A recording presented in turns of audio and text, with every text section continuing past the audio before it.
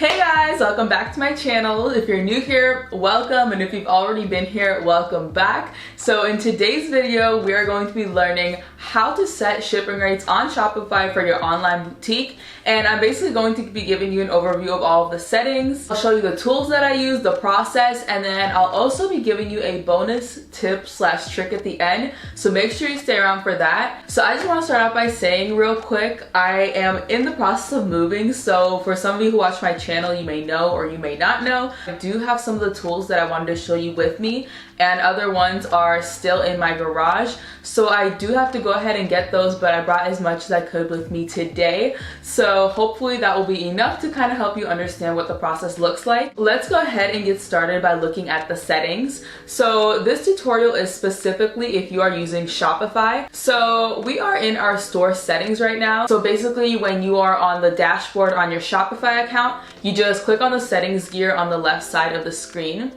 Now today we are going to be working on shipping and delivery. Later on we're going to be touching base on shipping and packaging. So the shipping section, that's basically where you can set up where you ship to. You can set up your shipping zones, shipping rates, free shipping after a certain amount, and things like that. So this is basically where you ship to, how much you charge for shipping. So that's all that shipping is. We're going to get a little bit more deeper into that later on in this video. Now there is this little checkbox that says show backup rates when app or carrier rates aren't available. I have personally never used that. I don't really want to use that because I haven't had that issue. Now there's a section called processing time. That is basically a time that you can enable that you take to pack and ship the order, and they can go ahead and plug that into the delivery time when they give that delivery time frame to your customer. So for me, I take about 1 or 2 days to process the order, and then once I go ahead and ship it out, the order takes 1 to 2 days to get to the customer's house. So in total, it takes about 1 to 4 days for my customer to receive their orders. If you go ahead and click manage, you can just go ahead and check to use the processing time to show delivery dates at checkout, and that way Shopify will go ahead and include those days into your delivery time frame.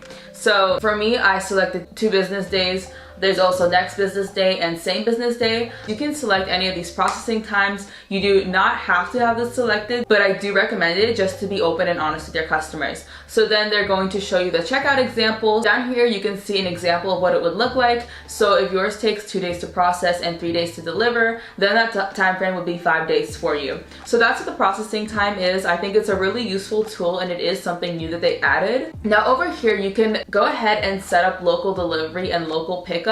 Local delivery, that's just if you're going to be going out and delivering things to your customers. And then local pickup, same thing, except the customer is going to be picking up the item from you.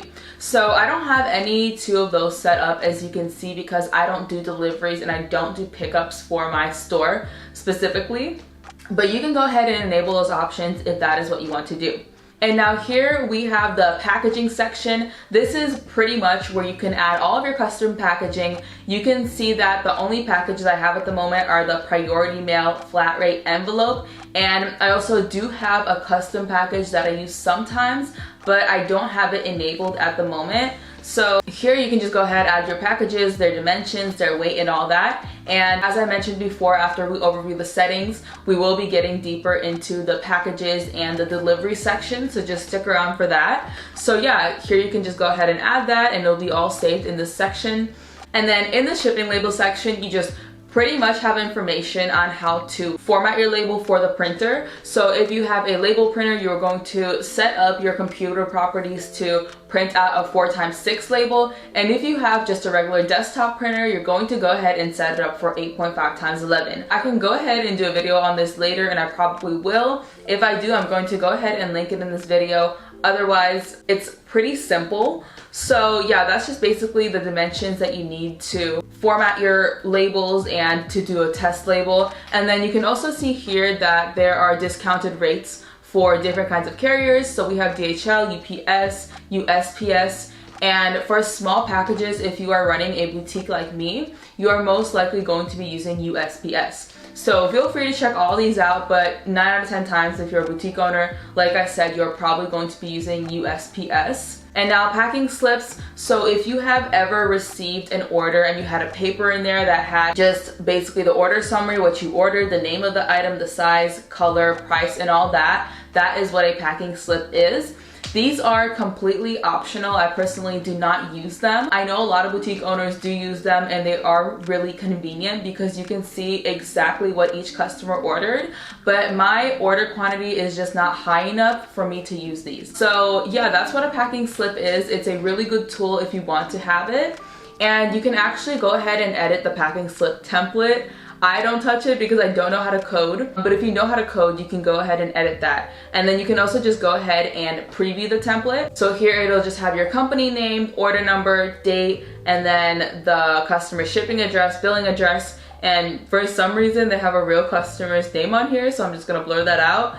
And then yeah, they'll just have a summary of the items, the size, SKU number, and all that, like I said. And then just a thank you note, your address, and all that good stuff. So that is what a packing slip is. Again, optional, you can use it, you don't have to use it, completely up to you. So carrier accounts, this is where you have discounts through third parties such as UPS, ShipStation, FedEx, where they're giving you either bulk discounts or special pricing discounts or something like that. Unfortunately, I'm not able to show this to you guys because you do need to upgrade to the $79 plan in order to have this feature, but we're not really going to be using this anyways as a small business, so we can just completely skip out on this part, but that is just good information for you to know. So custom order fulfillment, this is if you are drop shipping, if you have a fulfillment center sending out orders for you, you just go ahead and put in their email so that they're receiving those order notifications and that it goes directly to them instead of you. So it's really simple. You just click on add fulfillment service,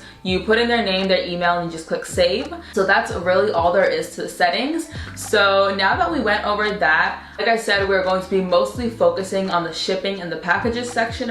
So let's go ahead and get started with the shipping. So here in packaging, you can do either a custom package or use a carrier package. Now, if you are using a carrier package such as USPS priority mail or any envelope or packaging that you are getting from the post office, the length, width, height, the weight is already going to be there for you, and those rates are already going to be set in stone and going based off the weight of your item if you're not using a flat rate envelope. Let's just start with carrier packaging because it's a little less complex. So let's say here that we want to use USPS packaging. We're just going to go ahead and click on carrier package.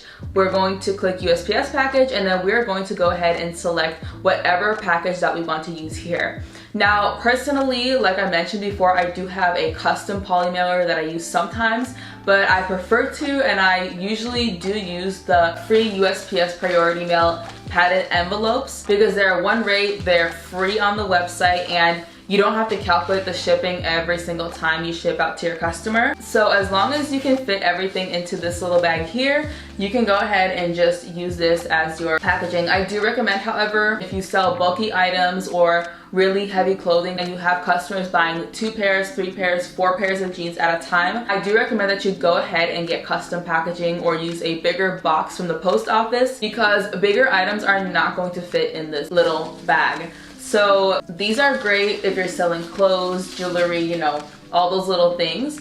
So you would just go ahead and select that right here, and you can see that the dimensions, the weight, and everything else is already there. So you would go ahead and just click add package, and then you can see that this package has been added to my saved packages. Now I am going to teach you a little bonus trick like I mentioned in the end, because I believe priority mail shipping labels right now are around $8, but I don't like charging my customers the full amount, so I'm going to show you guys a little workaround in the end. So stay tuned for that. So we've got that saved now, and then we also have my small custom packaging, which is 9.5 by 14.5, and it's about 0.6 pounds. So that's this little mailer here, and I'm going to show you how to get the dimensions for that. In order to add a custom package, you're going to go ahead and navigate to add package.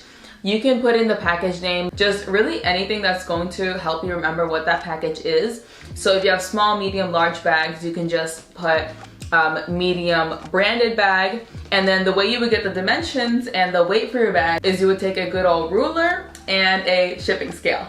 Now I will go ahead and link these tools down below because I love this shipping scale. It's not expensive at all. It's only $26 and it weighs up to 86 pounds. So it's literally amazing for boutique things. It's more than enough weight to weigh your items, and I've had this scale for 2 years. It has never broken on me. So you don't need to go out buying $100 scales. You don't need to go out buying $300 scales. this is the only scale that you will need. So I will go ahead and link this one below because I love it so much, and hopefully you will thank me for that. And so yeah, so you're basically just going to take a ruler. I'm going to go ahead and just measure the size of this package. So you can see here it's about,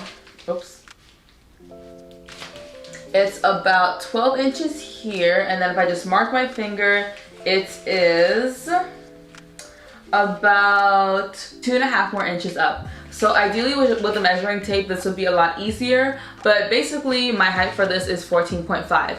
And also whoever you purchase this from should have the dimensions online, so you shouldn't even have to do this. But if you wanted to, I'm just going to show you how to do that here. So you can go ahead and put in 12.5 into the height, and then the length is going to be what you're measuring across this way. And my length for this packaging is 9.5. So I'm going to go ahead and put that in as well. And then the width, I mean, you can't really measure the width because these, I mean, don't really have a width. I just put 0.5 because that's what it said on the USPS website for their bubble mailers. And if you look at them, they're basically the same type of width. They're not really that much different. So I just copied it from that, but if you really wanted to, you could go ahead and just stretch this out and see how much it stretches to and measure it that way. I don't think that's the smartest way. I personally wouldn't do it like that, but if you really wanted to, you could. But otherwise, I would just go ahead and copy it from the postal website because like I said, these are pretty much the same width. So I'm going to put 0.5 for the width.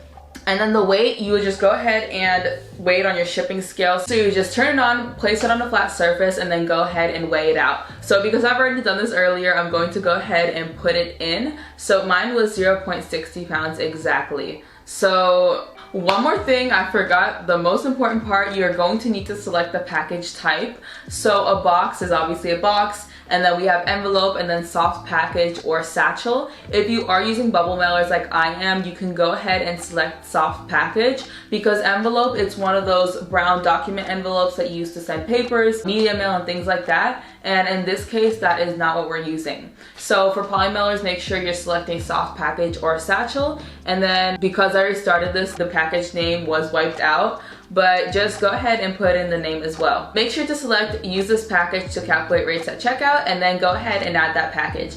And that is how you create a custom package. So it's pretty easy. It's a pretty straightforward process. There's not much difficulty with that. So that is it. That's how easy it is. Now, moving on to the shipping part. This is where we're going to create the shipping zones, choose the countries that we ship to, choose the different shipping rates for all the countries, and create free shipping over a certain amount if we wanted that. So at the moment, I only have shipping rates set up for America because I don't ship anywhere else in the world, not even to Canada, because unfortunately, even shipping to Canada is so expensive. So in order to go ahead and start to create those zones and to create those prices, go ahead and click on Manage.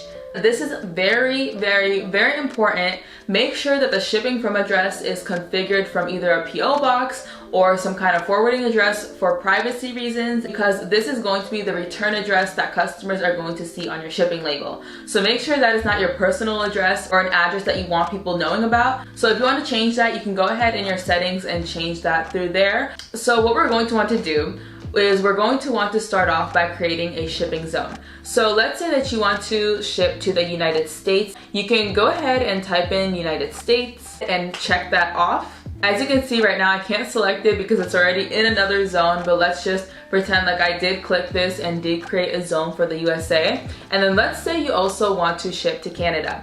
So you can select Canada here, and then you have the options to deselect certain provinces or reselect them and just kind of customize that. For me, if I were to ship to Canada, I probably would just ship to all 13 provinces. So you can go ahead and click done, and you can call this zone Canada.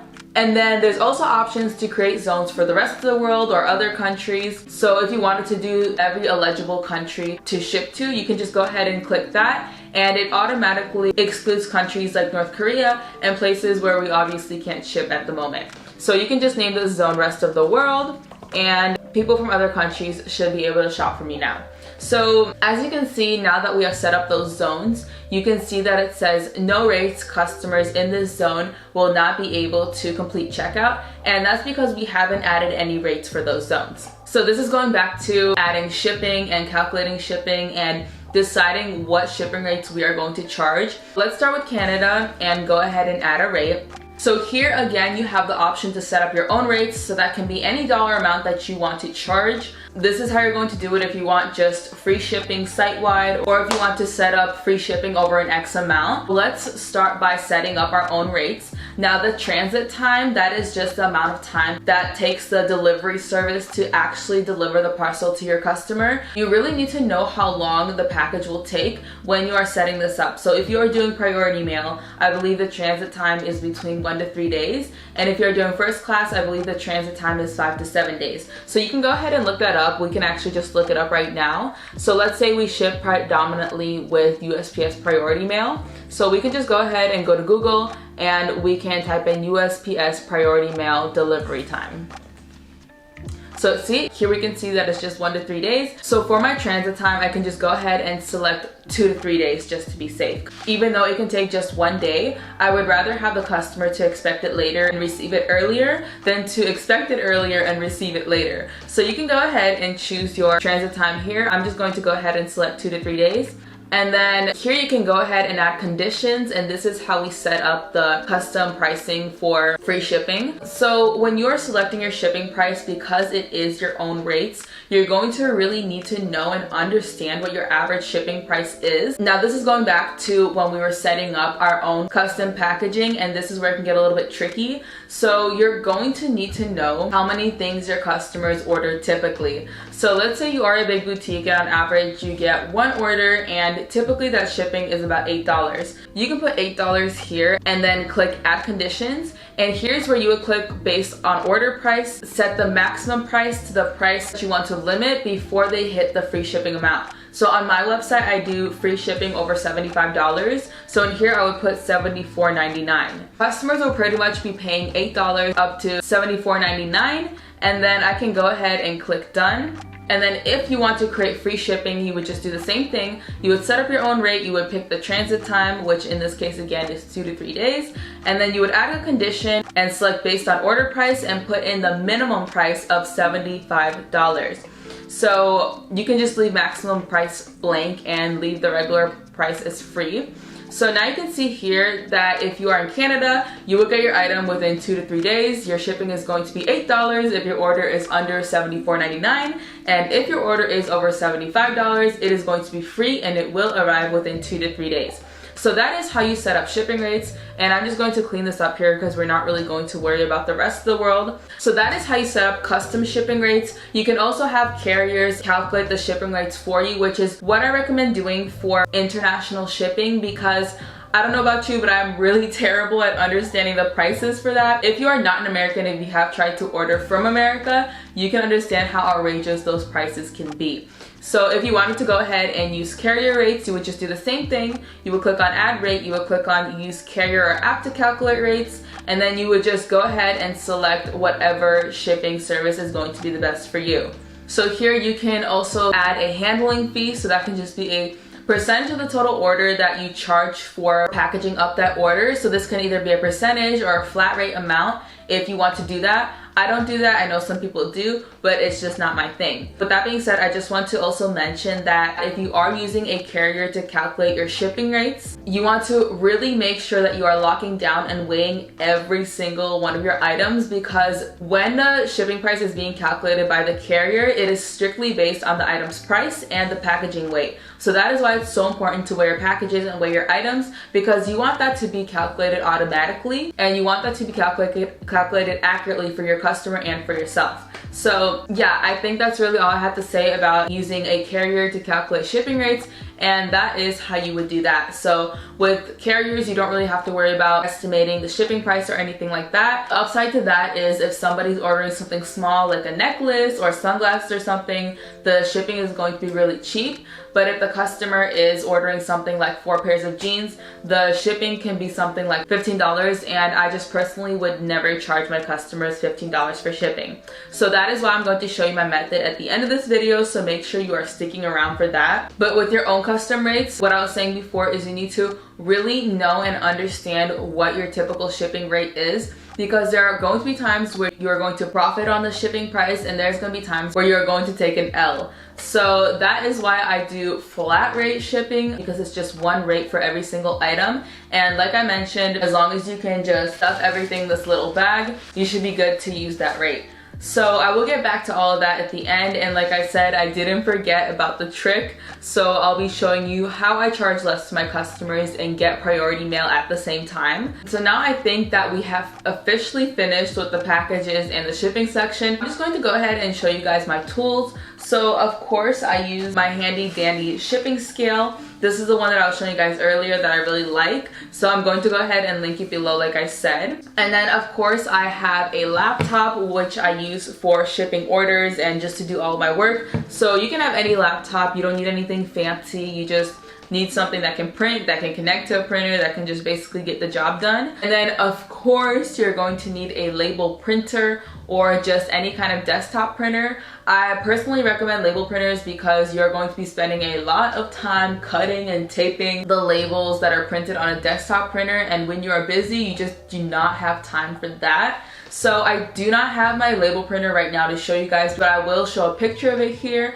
and link it below. I prefer this one over the Dymos that everybody else recommends because they're durable, they're cheaper, and this one is also thermal. You won't have to change the ink, you don't have to worry about things smudging, and it's just really convenient all around. So I will link my label printer that I use down below so you guys can also get it. And then I have already mentioned this, but you definitely want poly mailers. So you can get all kinds of poly mailers. These two are the ones that I use for my boutique. This is the custom one. This is anything that is not priority mail flat rate because you cannot use this envelope if you are buying a flat rate label. You are only allowed to use the priority flat rate shipping label with this specific package. So USPS does have information on that on their website, but for custom packages, you can use first class mail, which is also a great option. This is also an example of a poly mailer. I used to use these when I was selling on Mercari. So I just have poly mailers for all occasions, and you of course need shipping label paper. Don't order your shipping label without the paper. So that is that. So the other thing I have is just some thank you cards and a return card. So I just kind of pop these in the package with the clothing, and then that just has all the information on how to do return. It thanks the customer and all that. And by the way, I do sell these on Etsy, so I don't know if you guys can really see this, but that's one of my thank you cards. I don't have this one up for sale yet, but I am working on making it. So make sure you follow my shop and check out the other things I offer because I do have some really cute place cards in there. And then I also sell return cards like these ones, which just give the instructions and the reason code and all that for initiating your return. And then I have a video on how to private label that I will link up here. I'm not going to show you guys how to actually sew on the label because I don't even do that anymore. When you're busy, you're just not going to have the time to go on and sew on the labels themselves. But you still should be changing the tag because you want people to know your brand and you want people to remember where they purchased their item from. So I have my name tags, of course, which just have my brand name on it. So they just look like this and they have the little hole and everything. And that's that. And then you would of course need a tagging gun, the barbs for the tagging gun, and also you can use security loops, which I've been recommending to people because I'm actually in love with how these make the tag look, and I just think it's easier, it's elegant, you don't have to go in and punch it in every time. So let's say you were to sell this dress and it came with all these tags and labels on it, you would just go ahead and take it off so that people don't know your supplier. And then you would just take the security loop and the tag and put it on here. And so your customer would receive it and they would see it in here.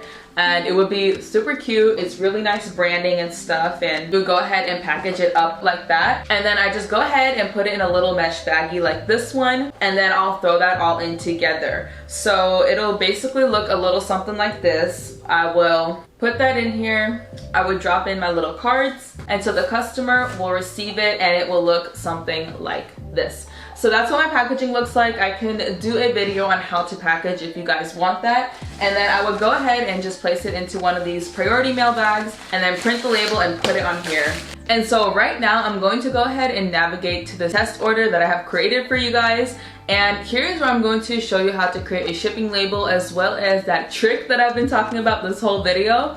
So let me just run you through this page as well so I don't forget, because I want you guys to understand this as well. So here you will see the order summary, and when it says unfulfilled, that just basically means you haven't shipped that item out yet. So that's going to say unfulfilled, and it's just going to have the size of the item, the SKU, the name, the price, how many they ordered, and all that. That's just kind of the summary of what they have. And then they're going to have the contact information of the customer. So depending on what they put, it could have their phone number, it might not have their phone number, but all that information is going to be right here. It's going to have their shipping address, their billing address, and all that information. And so down here, it's just going to show you the shipping carrier that they chose at checkout, the tax rates, which just show the tax rate wherever you're collecting taxes from, if you are collecting taxes. In my case, because my business is in Florida, I am forced to collect taxes in Florida. I don't do it for other states, but I do it for here. So you can see that the taxes here were $3.12. And then down here we have the timeline, which just kind of shows the gradual steps of this order and everything that happened. So it'll say that the order was placed on the online store, there was a confirmation number generated. It'll also show you how much money is going to be added to your payout. So that is how much you're going to be paid for that order minus all the fees. So even though the customer paid $44.62, you're going to be given $43.03. So that's just going to be showing how much money you're going to get paid into your bank account after this order has been processed and delivered and all that. And then it just says that an order confirmation was sent, any kind of updates you did, and things like that. And then you can also leave notes for this order here that the customer told you or that they wrote in, and you can go ahead and add those notes in as well. Make sure that this note is not something personal for the company. If you need to add a note for one of your staff members or for something that's internal, go ahead and go to the timeline and leave a comment. So if I want to say, for example, exchange medium for a large, and I want to assign that to Tara, I'm going to go ahead and post that and make sure that she reads it. So you can go ahead and do that here. And then here they just have the fraud analysis, which shows how risky this order is. Typically, if something has a high fraud analysis, I won't even ship it out because it's just too risky. I don't want any chargebacks. I don't want to have to deal with that. So I typically don't even deal with anything that has a high fraud analysis. There has been times where the fraud analysis was medium, and that's the time where you really have to sit down and look at why it's medium. So sometimes it will be one customer that genuinely just didn't have a card work the first time, and it would be a second payment attempt with a different card that they own, and that would be marked as a medium fraud analysis. So you do have to look at that, and if you want to just stick to low fraud analysis, that is perfectly fine. I would never even blame you for that. So that's what that is over here. The way we would go ahead and create the shipping label, print it out, and things like that is we would just hit create shipping label. And then from here on, it's going to allow us to select the service. And this is where I go ahead and finesse the shipping rates a little. So when you go to my website and you're checking something out of the cart, you can see that I charge $6.50 for priority mail. So the way I'm able to do this is I actually take a little bit of an L when I'm setting up those shipping rates, because it is $7.75 for me to print a priority mail shipping label. But I know what it's like to pay expensive shipping, and I know when you get to checkout and sometimes you see that number, you can back away. One of the things I do is I just take $1.25 hit every single time. I know it is probably not the smartest, but I also want to go ahead and keep my shipping rates as low as possible. So I just use one flat rate of $7.75. So that way I know that when I'm charging $6.50 for each order, I'm not taking too big of a loss, but the customer is also paying a fair amount for that order. So this goes back to setting up custom shipping rates in your settings. What I do is I go to the shipping and delivery, and I go to the shipping rates and click manage.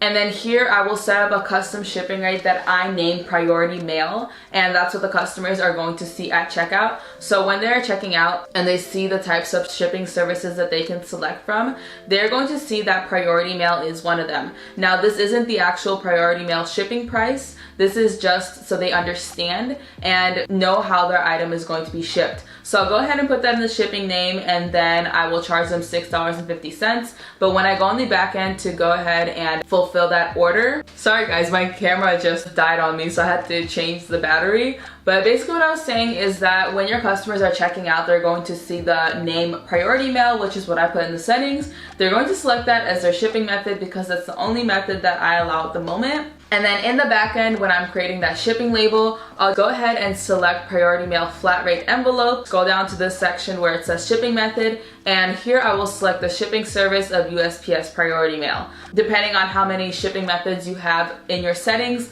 this might look a little bit different for you, but for me it looks like this. And then I would just go ahead and buy that shipping label, I would print it out, and then I would just stick it on here. So I think that's pretty much it for this video, guys. If you have made it all the way to the end, I just want to say thank you so much, and big ups to you for paying attention for that long, because I know my attention span is like 5 minutes. So I really appreciate you guys for watching. If you're going to be buying any of the items, use my links down below. It's no extra cost to you, but it would mean the world to me. And make sure to like this video, subscribe to my channel, and hit that notification bell if you found this video helpful. So thank you guys again so much for watching, and I'll see you guys in the next video.